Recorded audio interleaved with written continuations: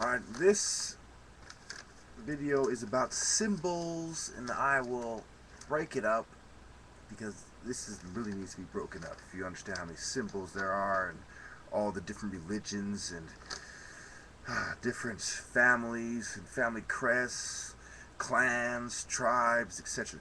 Now, we go on to the statue, and I'll be putting this in my sources in the information later. The statues of the Nile Valley, 4000 BCE. You have the Nubians and the Egyptians looking very similar. You have Nikeda, the African goddess, 3300 BCE. Same thing. Nubian, Egyptian. Okay? Remember the Nubian tools which would have been used to make things such as structures and buildings and statues. We go to Nikeda, we go to Narmer Menzies, and you have another picture of Menzies where he has Nubian features.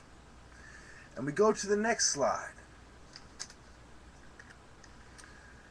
The Egyptian symbols, the Ankh, the all-seeing eye, the triangle. You see the symbols of male and female, the polarities. You see this amulet. You see the shark. You see the scarab beetle. You see the serpents. You see the lion. You see the Sphinx. You see the tools.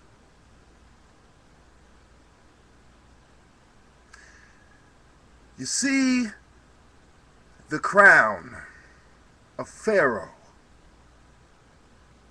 You see the catechist symbol of Thoth. You see the solar boat. And the boat that takes you and crosses you over to the other side as you cross over or pass over, passing through the Nile.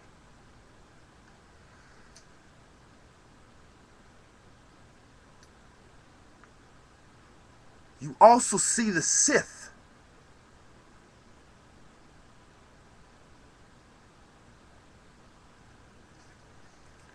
As you can see, the staff, the two tablets of Amun on the head of Pharaoh, and it also is worn in hieroglyphics by Amun himself. You see the archers, for Nubians were great archers. You see the foot and how the left foot tramps out the evil.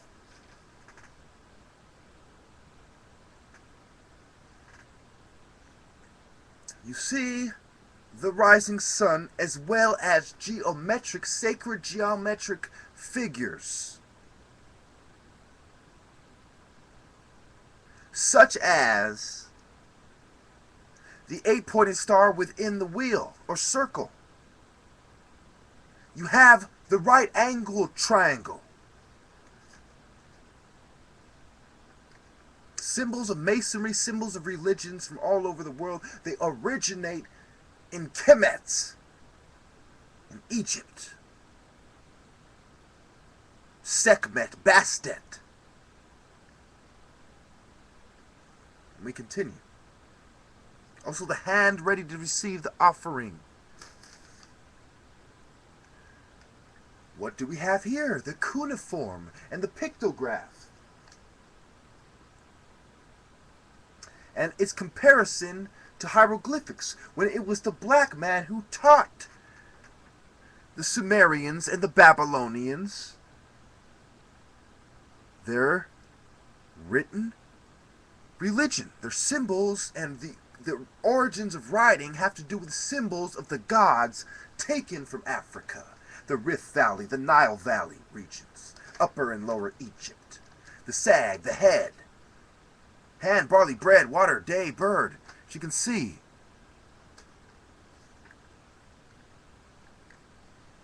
I'm going to end this here because I'm going to go into Christianity, Judaism, Taoism, Hinduism, and Buddhism.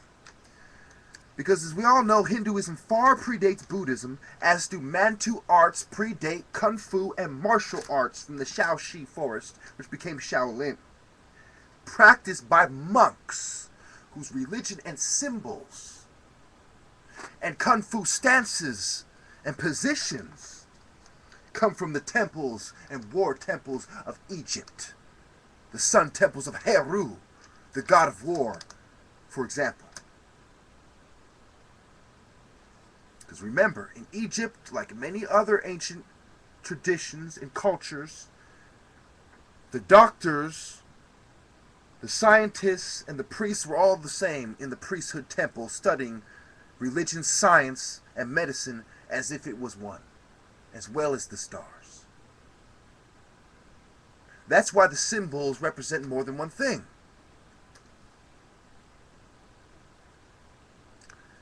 And they trigger different parts of the brain.